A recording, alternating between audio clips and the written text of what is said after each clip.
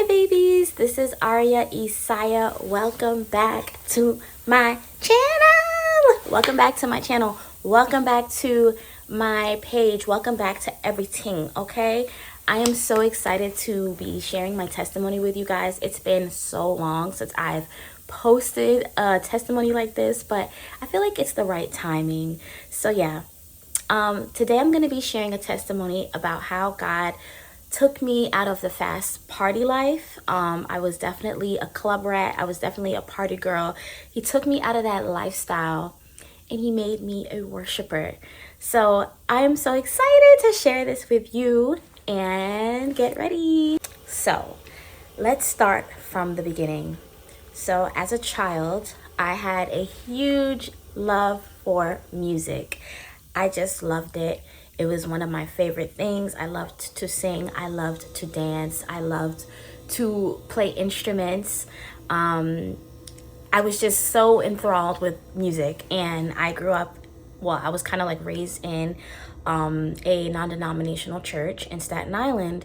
And my grandma, I think she was a worship leader, praise and worship leader at one point, and she had me on the praise and worship team. So I was like this little girl, but I was on the praise and worship team with all these adults, and I would be singing, I would be going to choir practice, I would be dancing, I was doing praise and worship dance and ministration, all these different things.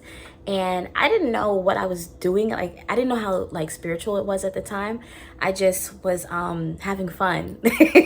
I thought it was so fun and so cool to be dancing in church and worshiping God. And when I was younger, like when I was a little girl, like 5 years old and that around that age, I had a deep relationship with God and I would talk to him all day, every day. And it was a beautiful relationship.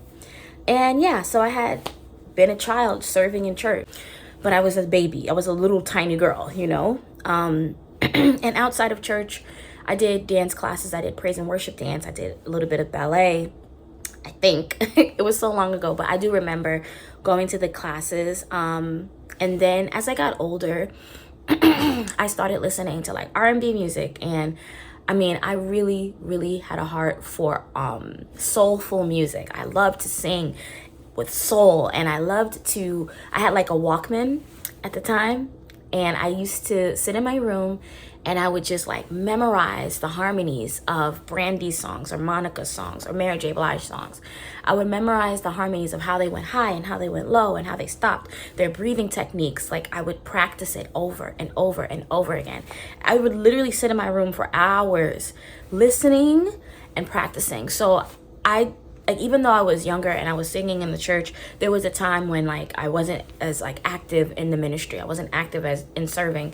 And I want to say maybe we moved around a bit or we stopped going to church as much, but I do remember like I never lost my zeal for Christ and my zeal for music, but because I wasn't as active in church as I used to be, I would just like navigate to worldly music. So that's when I started listening to these secular artists, and I was just like, oh, they sing so beautifully. And of course, like, you know, Brandy and Monica, they used to sing about boys, you know, they used to sing about why don't you love me, or, you know, I'm not ready, or I'm not ready for love, all these type of things.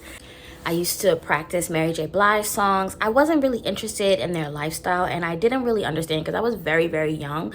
I just liked the way they were able to control their voice and to go high, to go low. And I didn't understand what I was doing at the time, but like I was trying to learn as much as I could from these women that were singing on the radio and singing on, you know, on my Walkman and my headphones. And a lot of them were altos, but then there were women who were sopranos. And I realized that I could do, I don't know if I'm pitch perfect. I don't think I am. I don't know, but I can do a soprano and an alto, but I feel like I'm more so an alto. But if I have to take it there, I can. Thank you, Jesus. You know, God gave me that gift. But I remember my grandma, sometimes she would come around, my nana, and she would be like, I want you to try, you know, she would listen to my voice and she would like hear how low I can go or how high I can go. And she'd be like, you should listen to this person, listen to that person. So you can like kind of like train your voice, you know. So that's when I started listening to a little bit of Joanne Rosario. I started listening to Martha Manuzzi. I started listening to Mary Mary. And then my mom, you know, she had a expansive music taste. So she was always playing gospel music and always playing like different type of gospel artists in the house. But I realized like there was an artist that I really like. Her name was Joanne Rosario. And like she used to sing this song. She used to sing in English and in Spanish, but she used to sing the song More, More, More. I need more, more, more. Jesus, more of you. I need so much more. Jesus, more, more, more. And then she was singing in Spanish. Quiero más, más, más. Cristo más. So I kind of felt like, oh, when I would listen to her music, my voice didn't feel strained. Like when I was trying to sing her music, my voice did not feel strained. I didn't feel like I was like, ugh, you know, like trying to get the notes out. Like it was just so smooth. And I was like, oh, that's kind of like my vocal range. So I started listening to her music and like singing. And I didn't understand what praise and worship really meant at the time. I just thought like, it's all about if you can sing or not. I was a kid, you know, I was like, this is now at a time where I'm like, probably 8 years old, 9, 10, and I just wanted to perfect the notes. I wanted to perfect the words. I wanted to make sure I knew all the words. I knew the range, you know, but I didn't realize like it's not about how yes, you should be able to sing if it's your gift, but also it's really truly not about like if you're praising the Lord and it's all about God, the worship, it's not about who can sing the best, who can't sing the best. It's literally about your heart posture, and it's literally about you raising that praise to the Father. He's up in heaven on that throne, you know, and that praise and worship is like a sweet, beautiful aroma. It's like a fragrance unto him, you know. It's beautiful. So like it doesn't matter, like it doesn't matter. It just matters that you are praising your God. But if that is your spiritual gift, and if God has given you that gift to usher people into his presence, then yes, like you should be able to hold a note, because you singing up there like that's kind of like disturb. Everybody doesn't have the same gifts. But anyways, when I was a child, I thought that that's what praise and worship was all about, like just singing beautifully. But it's not, because you can sing beautifully and have a very wicked heart, you know. So that's one thing that I had understood. So there was a time when we were moving around as a child, and I was still singing and singing and singing, and I would sing, like I would spend hours in my room singing. And I remember like I would sing by the window and people could hear me, and like my mom would be like, people can hear you singing, like you better keep singing. And I would just be like, no, I don't want them to hear me. I would write music in my journal, and I would write songs. I would write poetry in my journal. Yeah, it was an interesting time. I wish I had more time like that. You know, as you get older, time just flies, and you don't have always the time to sit down and just learn melodies, but you have to make the time for it and make the time to practice. And then when I was kind of approaching my preteen years, I remember my mom said, hey, you know, I know a music artist. I think it was like a rapper at the time, and I think we were in Queens, and she was telling me like, you know, he is looking for a backup singer or a vocalist to be on his track. Like, do you want to try it?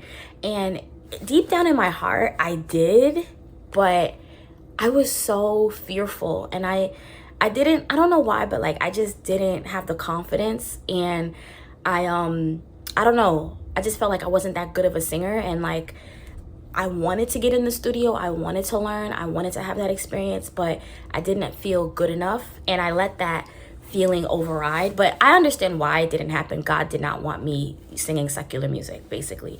But I don't know, I just was like, no, it's okay. And my mom was like, are you sure? You know, like, you know, you could learn a lot. And she was so sweet, but I just was so like just doubtful, and I just was like, no. And then at some point I just stopped singing. It wasn't like a big focus.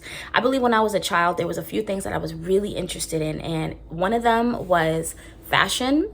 I had these dreams of going to fashion college, which I ended up going to, but I had these dreams of designing my own fashion collection, my own fashion brand, and I would spend endless hours designing clothes and preparing for fashion high school and fashion college. Like, that was my big dream when I was like 9 years old. Like, I don't know why. I just was like, I gotta design these sketches. I gotta make this collection. Like, and then I would sing, and I would sing in my room, and I would study music. I would listen to different musicians, and I learned a lot by hearing, and I would listen to how they would go high and low, and I would perfect the song. Like, I would, I guess they call it score the song, where like you hear the artist singing, and there's background singers, and there's all these different parts, and there's all these riffs, but you hear the main person singing, and you score it. Like, you know how to go high up, you know everything about the lead singer, how everything that they're singing, how they're singing that song, you know how to do it. Like, you master it. I would do that. And then I was really into cooking. Oh, also, I was really into instruments, and I actually joined the band. So when I was in elementary school, I want to say 4th grade, 5th grade, I joined the band, and I played the trumpet. I honestly, I feel like that was spiritual, because later on in life, God is so awesome.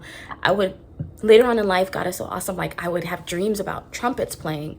And we all know, like, in the Bible, well, some of us may know, in the Bible, you know, when Jesus comes back again to rapture us, there's going to be a big kingdom sound. It's going to be a sound that goes all across everywhere in the world. You will hear this sound. It's going to be the sound of a trumpet, you know.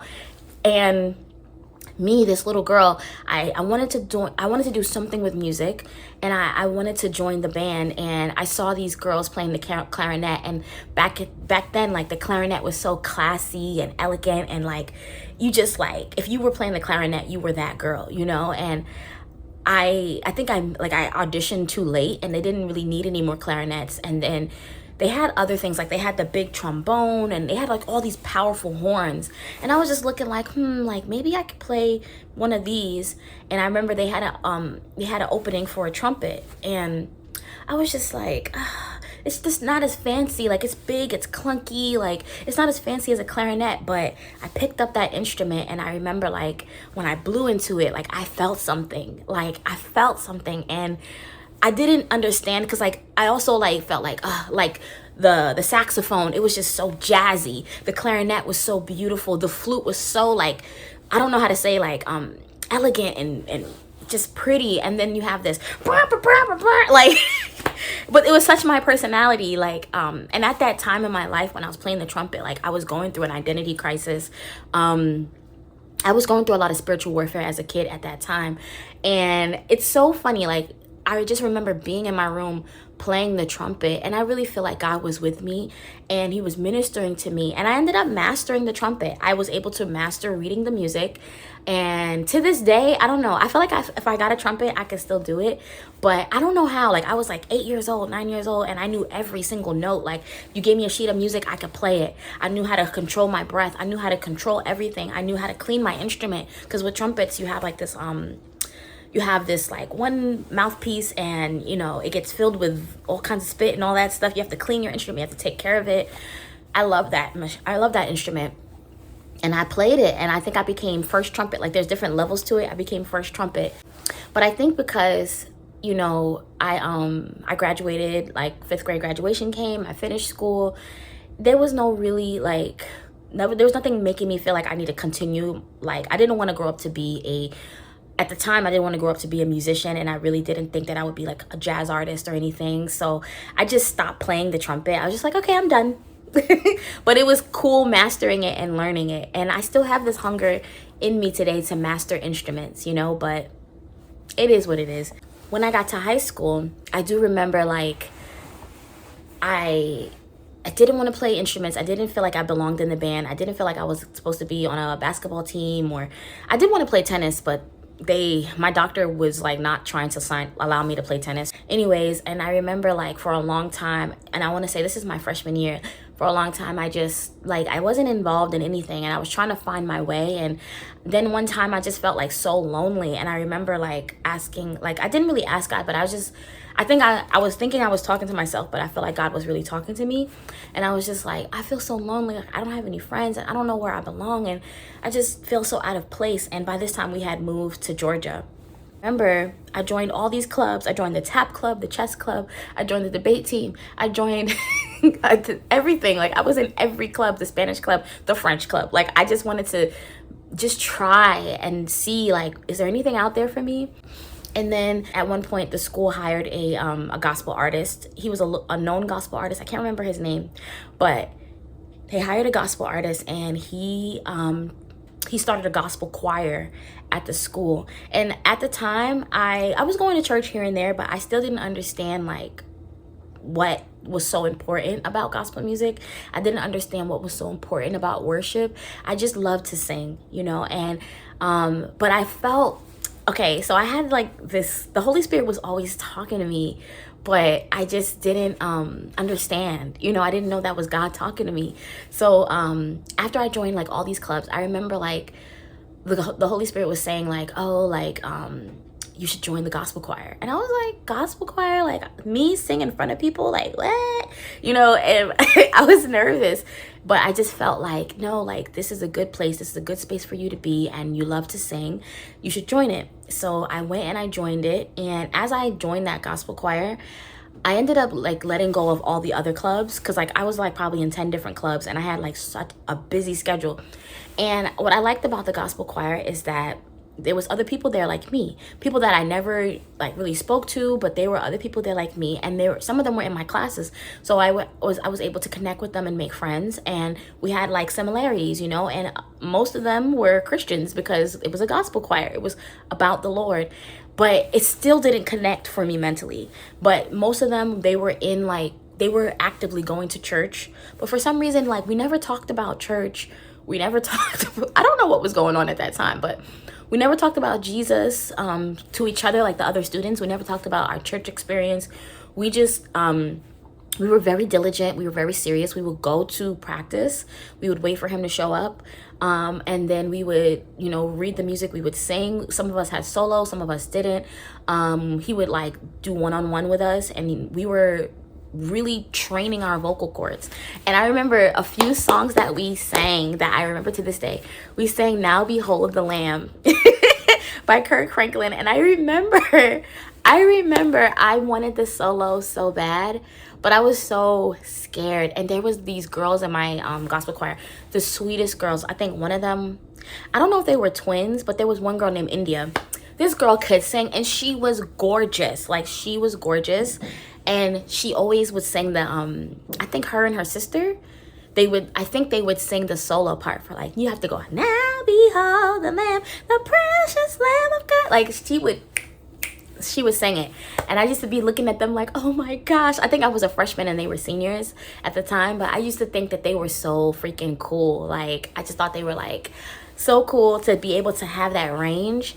And I actually thank God that he took me out of like all the confusion, and he put me in the gospel choir. Even though I didn't have a deep relationship with God, I wasn't fully walking with God, like, he still had his hands on me, and he put me around like-minded young adults who, they were on fire. I think they were on fire for God. Like, when I looked at them, I just thought they were so cool. I didn't understand I was singing for the Lord. I just thought I was singing good church music, you know? And then the gospel choir took off, and we were going on tour. We went to hospitals and sang. We went to benefit events and sang. So yeah, so we started performing outside of the school, and then it came to a point where the school allowed us to have our own concert. And it wasn't a talent show. It was literally a praise and worship session at the school, but it was during Black History Month. And we had to sing a few songs, and there was also like a praise and worship dance. And I remember we sang this song, and it was called Deep River. And it's like, deep river, my home is over Jordan. Deep river, Lord, I want to cross over into Canaan. campground. Hold on, you want to go to that battlefield,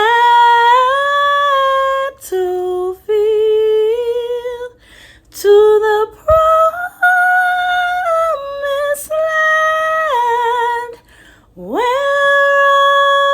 all is peace. Deep river, Lord, I want to cross over into campground. That right there definitely was like a hymn, a slave hymn or something like that. That song was so beautiful. I remember when we were singing it, like I was definitely like about to cry. I was on the verge of tears, and it was just so awesome, like being on stage praising the Lord. But I didn't realize how powerful that was, because that was a high school that was full of different cultures, different people, different backgrounds, different religions, you know, and that was a moment where we could glorify God in front of the entire school and shine our lights for God at such a tender young age. I think I was like 15, 16, and I was singing for Jesus. But it's like, I didn't even realize I was singing for Jesus. And that's why my choir instructor was so irritated with us. He was so sweet, but he was so strict, and so like, he used to yell at us and be like, what's wrong with y'all? Y'all don't take this serious. That's not a game. Because we were singing for the Lord, but I don't think a lot of us grasped it. And he couldn't force us to, like, this was not church, this was school, so he couldn't force us to be like, hey, you need to do this, you need to do that, like, you need to sing like this. He had to like do it, talk to us in a certain way to where we understood, like, take it serious. But he couldn't be like, Jesus is Lord, because unfortunately we're in school, I guess. I don't know, but I feel like I wish he did do that, because I really didn't understand, like, why are you taking it so serious? Like, you're acting like we're going to the Grammys. But it was serious because we were singing for God. That's why it was serious. That's why it needed to be done in excellence. That's why we needed to practice. That's why we had to come to practice every whatever day after class or after school. Like, that's why. But it was like there was a disconnect there. And I just was thinking, like, okay, like, what's the big deal? But now I understand, at this age, I understand why it was serious. It's not a game. Spiritually, we were breaking ground, and then there came spiritual warfare. And there was a point where the school was getting irritated, and he would say things, but he couldn't really like have this full-on conversation with us. But he would say things like, y'all keep playing games, but like, we may not be able to sing in this group anymore. And we were like, wait, why? And he was like basically saying, like, you think they want us to be singing about God in an auditorium in front of everybody? Like, this is not a Christian school. Like, this is just a school, and there's different religions here. So there was a lot of fighting and pushback for us to perform these songs about Jesus. And I was just like, oh my gosh, like, my little 15-year-old, 16-year-old brain did not really comprehend and understand what was going on. And I remember telling my mom about this, and like, I was like, I think I'm gonna leave the gospel choir. She was like, why would you leave the gospel choir? And I was like, because like everybody else is leaving, and I don't know. And she was just like, girl, don't be a follower. Like, go to practice. And my mom definitely, like, she always taught me to be like very loyal, especially when it came to the things of God. Like, she always told me to be loyal and to do what I'm supposed to be doing for God. So it's like, I understood a little bit that this was for God, but I didn't get like why it was so serious. Like, but now I do. So at that age, God was using me and my peers to evangelize. He was using us and our voices as our gift. All we was doing was singing, but in the spirit, we were breaking strongholds, and also we were exposing the love of God and the light of Jesus to other teenagers and teachers. And I'll never forget, after we did that big performance, and there was so much like uproar and spiritual warfare and fighting, we never had a big performance again. And I want to say, I don't even know, like, I don't know what happened with the group, because I ended up going to another high school at some point. But I do remember, like, one of my teachers, I remember her name. Her name was Mrs. Backus. And she was like, I want to say she was like a home economics teacher of mine. And she got me a postcard and she wrote me a postcard, and she said, like, thank you so much for performing. She had my address, so she mailed it to me. She could have told me this in class, but she mailed it to me, and she's like, thank you so much for performing. Your voice is beautiful, and I really, really loved it, and God bless you.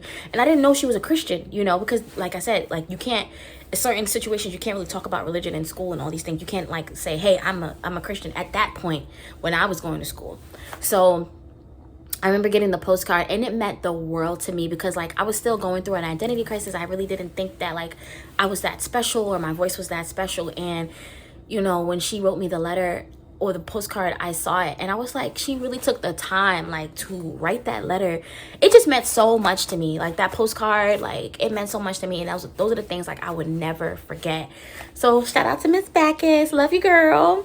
So basically when I got like kind of like to the end of high school, you know, I went to like a few different high schools within the 4 years. And I just remember like when I got to the last high school, I want to say I went to 4 high schools. When I got to like the last 2 high schools, I was kind of done with groups and clubs. I just wanted to finish, and I wanted to go to college. Like that was my main focus. And I just remember like I was thinking about like, would I ever sing again? Like, would I ever make music again? And there was like this feeling. I definitely think it was God speaking again to me, but like I didn't know. And it was basically saying like, you know, you only are gonna sing again, like for real, when you're singing for the Lord. That's the only time you're really gonna sing, when you're like, if you're gonna be on a stage or in front of people with a microphone, you're singing, it's gonna be for God. It's not gonna be for worldly music. And I didn't even know at the time when he was saying these things to me, I didn't even know what secular music meant. I didn't know what, like, I knew gospel music was like music about God, and like I liked it, but I didn't know the differences. I just thought it all was music, you know, like in general. So yeah, and because I didn't like have a club or a church like a serious church home or whatever, I just stopped singing. And then I went to college. And I remember going to college, and we were still going to church. Like there was a church around the corner that we would go to and all that. But I remember going to college, and I just was like, my whole focus shifted. So by the time I got to college, my gifts basically were dormant. Like it just wasn't my focus. And I went to like a fashion college. So my main focus was fashion and becoming a fashion designer and making creative projects and creative clothing and all these different things. And my gifts, like my singing gifts, just went dormant, and I wasn't training my vocal cords. I wasn't like exercising and doing my breathing techniques and doing my vocal techniques and all these different things. So it's like my gift kind of just like went away, and it fizzled away. It didn't go away, like it just remained dormant. But because I spent so much years not training my vocal cords, it just like I didn't really get to the apex of my gift and what I was supposed to do, you know. And I wasn't stewarding my gifts at all. I wasn't singing or training, and I wasn't praising the Lord. Like that was not my focus. And I want to tell you, like when I was in college, I don't remember going to church. Like I did try to go a few times like to the church in my local neighborhood, but it just wasn't a like mandatory thing for me. And I wasn't praying the way I used to, and I wasn't building that relationship with God. Like it wasn't important to me at that time. And I just thank God for his mercy, because even though like I had backslided and I strayed from him, like he still had his hand on me. He still knew my purpose. He still knew my future. He still knew, and he loved me so much to keep his hands on me. But yeah, I wasn't being a good daughter at all. I wasn't being faithful at all to him and with the gifts that he gave me at that time in my life. So all I cared about was making money. All I cared about was making my fashion collection. All I cared about was going to school, getting good grades. And I was very like studious. Like in that season, I put a lot of effort into like getting a high GPA, because I just wanted to be known as like very smart and excellent. And I just put so much effort into my academics and not into building a relationship with God. But you know, but I love music still. And as I started to love music, I started to hang out with more friends. Some of the friends that I had still from high school, those friendships transferred over into college, and we used to party. T. And this is where I started to become a party girl, because once I got to college, there was more freedom, you know, and I was still living at home. But my mom was just like, yeah, like if you want to go out, yeah, you can go out, you know. And I remember there was one summer, my freshman year, and I didn't live on campus, but I had friends who had cars, and like we all went to three different schools. And I remember we would go out like almost every night of the summer, like if either it was every night or it was every weekend, like every Saturday, we went to the club. And we were in Atlanta, so we went to Prime Time. Back then, Prime Time was like the most hoodest club, but it was like the funnest club because they was playing like all the crunk music, as people would say. And people would get very aggressive, and like they would like do this and shake their dreads and push and shove. And that was like the coolest thing ever to me, you know. And I was drinking a lot. I wasn't smoking yet, but I just felt like, you know, if you want to have fun, you need to drink, you need to know how to dance, and you need to party, you know. And when we would go to the club, I'm not even gonna hold you, like some of my friends, their main focus was guys. Like their main focus was who looked at me, who's talking to me, who bought me a drink. My main focus was dancing. And I know that they would also, like, our outfits was very important. Like we just had like the wrong priorities, you know, where I should have been, my priority should have been being in the house of the Lord. My priority should have been being in my Bible. So yeah, my main focus was just partying and school and getting a job after college. Singing was the least thing from my from my focus. Worshiping God was the least thing. And then there was a point where like I had moved out, and I definitely did not go to church. I did not read my Bible. I was not praying. But God still had his hand on me. And I thank God once again for his mercy and his kindness, because I totally had turned my back. And I wasn't like, I didn't hate God. I didn't, you know, that was not important to me. No, my focus was like going to concerts. My focus was, at that time, like I really wanted to travel to Europe, and I really wanted to go to school in Europe. And yeah, that was my focus. But God, like I didn't put any effort into that relationship. And I was still partying, but not as much, because I was preparing to go to school abroad.